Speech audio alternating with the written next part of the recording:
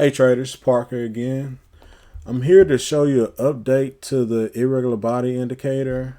I made some changes to it because I was never satisfied with the way the original one came out. As you can see, the original one actually dragged across the screen, but this one right here, you actually get these nice blocks. But I still wasn't satisfied because you only get those two look back periods. You have the current, then the two look back periods. So I um, changed it to an updated model, especially after watching one of Richard the Red videos. If you ever get a chance, he's on YouTube and has Twitter. He gives away he has a lot of free indicators, and he's really great at creating new indicators and really explaining everything. I think he's part of the Atlas group on Discord, and if you're not familiar with Ripster, he's in that group, and he's famous for the well, I'm not gonna say famous, but really implementing the EMA clouds. But I just wanted to show you the differences between the two, um, the O versions. I mean, well, 2.0 versus 3.0, I guess you can say. So with the O one, you basically get white, yellow, and purple. You get the same colors, except for when price crosses, you would get a flip. As you can see right here, this is the same one, and it's continuous. So I did 10 look back periods on this one. If I tried to do 10 on this one, it would become very crazy. Jimmy Momo was the indicator that Richard Red displayed, but I didn't use any of the code from there. I just saw the idea and thought about it. I was like, wow, that's a great idea. So I wanted to show once something goes below the box, it becomes resistance. And as you can see, that's exactly what happened. And once it comes above, it becomes support. So the clouds will flip from white to yellow. And remember, the white and yellow are the old ones, are the look back period, and the current ones are the purple one. And if it crosses over the purple one, it'll become blue because it's the current irregular body. And this stock is PROG. They had a new pattern today, and I changed the lower indicator to a 12-day and 12 bar.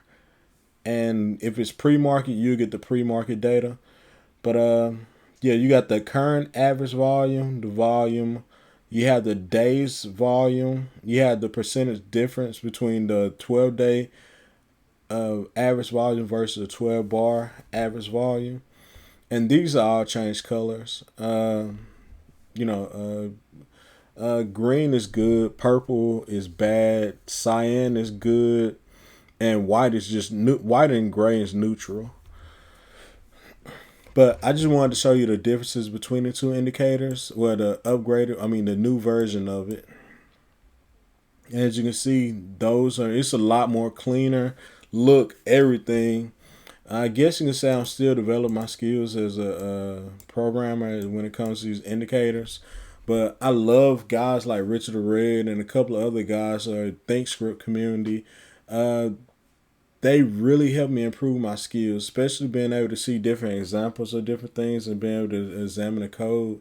But like I said, I didn't use any of Richard the Red code doing this with the Jimmy Momo zones, but I was inspired by it. So like I said, if you get a chance, go out there and look at Richard the Red.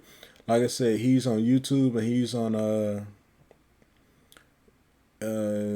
Twitter, and he has a lot of indicators too. A lot of them are free, and he does, like I said, he does a great job of explaining everything. I guess the other thing, they work on all time frames. What you will notice with this is this line right here. I had to display a line because if you have a body that doesn't have a lower wick, I mean, or of a higher wick, it won't display it. The clouds won't display. So I had to do a line, and basically it's a shaved body. It doesn't have a wick at the top. So, and you have the same thing down here. It won't give a cloud, so I put a line in place. So you still see, hey, there's something there. The only problem is that stretch across the screen, but it's not really a problem if you know what you're looking at. But you also have the ability to change, go over here, and if you want the lines to show,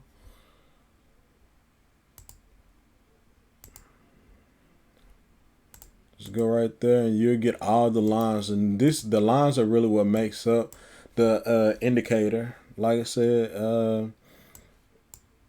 if you want the lines to show, it looks kind of messy, but PROG couldn't break above this area of resistance. It actually created another area of resistance, and that resistance really came from the last Friday and Thursday. So for PROG to really go up, it needs to break above 360, 367, 366, and it really has a lot of support in this 3 area. I can push it to the 4 hour, and like I said, the indicator works on all time frames. And as you can see, it bounced over here. What is this? The 3rd of November, bounced again over here on the 15th of November, and it's here right here for the 30th day of November, and I would call it a triple bottom. And I'm really looking for this stock to go back up. It just needs a bigger catalyst, but I'm gonna take the lines back off of it.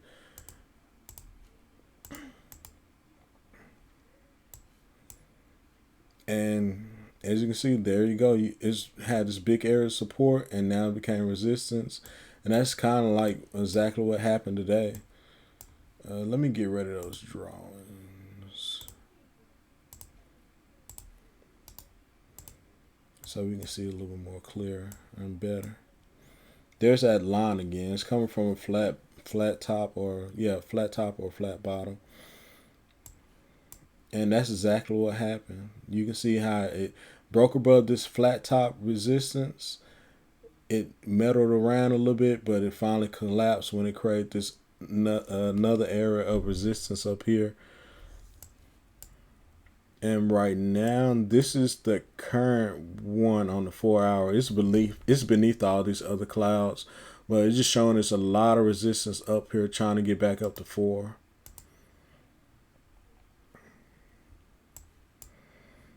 And we can go to the day. Those lines again. So as long as you know what they are, you'll be fine. And it has the next area of support kind of down here, and it's 221. I don't think it's gonna make it there. There's that gap, and it's I don't know if you can say it's filled or not. But when I see bodies like this, I don't consider it a gap fill. But there's areas of resistance. It got above it, meddled around a little bit, but crossed back below it. As you can see, that it twisted to the cyan color, purple cyan color, then back to purple to show it's still an active area of resistance. So let's push it back down to the 3-day 15, and that's what this is showing. It's showing the same thing, and like I said, it works on all time periods. This one's a little bit more messier, but it's really cleaned up over here. And like I said, I gave you 10 look back periods. And this is where the stock is now. This is the current one. This is the previous one coming from this doji candle.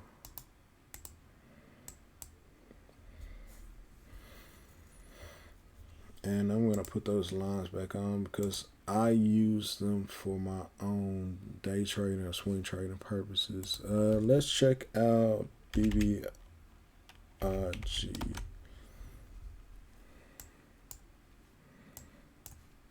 Same situation. It needs to get above this area of resistance, this $3 area. And it's really been in a major downtrend. So let's get rid of the draw so we can see everything. And it's in this, it couldn't get it back above that area of resistance. It was support, and it held there for a little while. It hit this next area of support, and this is an irregular body, but it's with below average volume. And that's what we're looking at right there.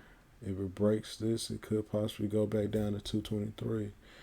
But right now, it's in this area of support. So you also have the option of changing it to the original or above average.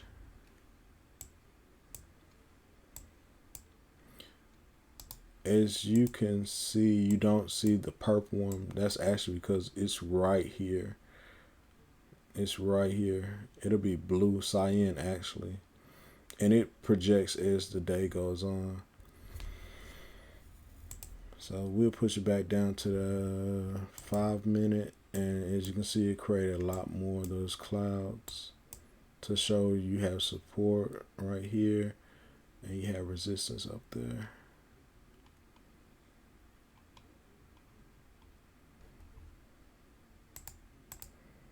And just showing us a lot of flat tops. But this is the 3.0. And let's see on the SPY. My main goal is just to show you the differences between the two indicators. Well, the upgraded. And I'm going to go back to above average. Those are all old. It found those, but this won't give you all those old ones. It'll give you, like, this is the last one it found on here, and it moved over here, and it found all this resistance. Couldn't get above it. Finally broke above, but found more resistance here. Fell below. Bounced off of this support. Broke below, found more support, fought back up to get above it, out of this area of resistance. It was long low wick shows. A lot of buying came in to step it up, but right now it's struggling right here at this area of resistance. And let's put it on the 10-day 15, 10-day 15.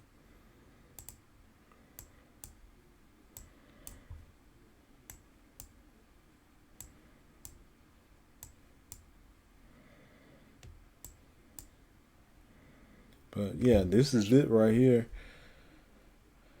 Current. This one's divided between the bull and bear. This one is just one seamless one.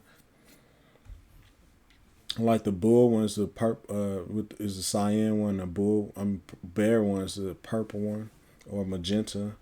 But this one is for each and every body. It'll switch, and that's one of the reasons why I went ahead and did 10. And it's another feature in here that I wanted to show. So those lines will show the breakout signals. I didn't want to display them, but I'm going to go ahead and display them. So these breakout signals right here represent anomalies, as she calls them. Abnormal body, anomaly volume. So the yellow ones will be small bodies with high volume. Was that correct? Small bodies with high volume, and the pink arrows will represent big bodies with less than average volume. And you can actually use these as sometimes they represent turnaround periods, but they're anomalies. And really, when you see them, you should be very careful because they're not matching up. You get a big, let's see, you got a small body with a lot above average volume. With this one right here, you got this big body, and as she describes it, big body would lower the average volume, and it shouldn't be so. It's a warning sign, basically telling you that something's wrong here. It should take more effort to do a big body than this meager amount of volume. As you can see right here, this matches up completely. It had a lot of effort to give you this big body, so a lot of sellers stepped in, or selling pressure stepped in. As she talks about in her book, it's the market makers doing those testings. And let's go back to, well, I don't really want to go back to BBIG or PROG. You're gonna get a lot more signals, and a lot of times I can use these as turnaround periods when they're in happen during a downtrend. But when they happen in an uptrend, you can basically use them as a warning sign or to go and take your profits. That's something that's not included over here. As I read the book more, I read it, a lot of it last December. So my plan is to reread it again and come out. As I come out, I'll build a strategy and I'll present the strategy to you in these videos. But like I said, I didn't mean to make this video as long as it is, but it's really to demonstrate to you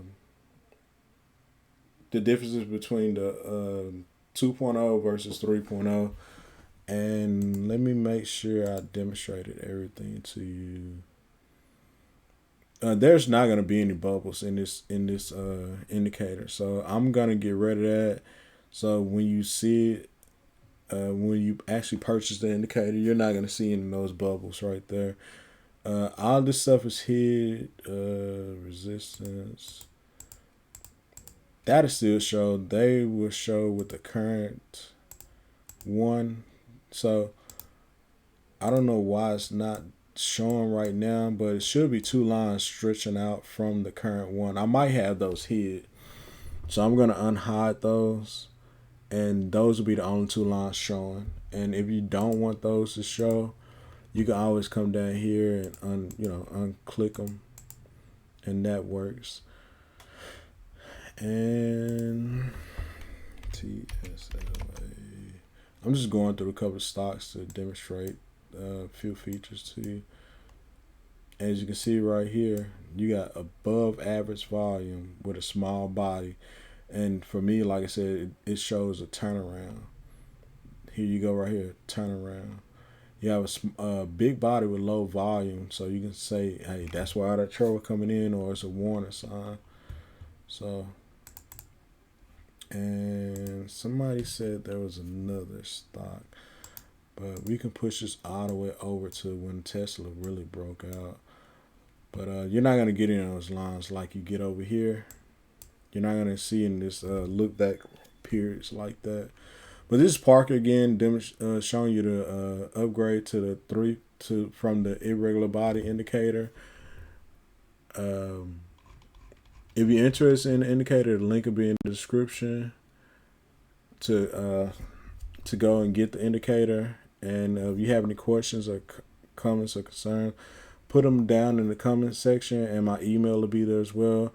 If you like what I've shown you, please leave a like. And if you haven't subscribed, please subscribe to the channel so you can get the newest indicators. Thanks. I appreciate you guys' time. Y'all have a great day.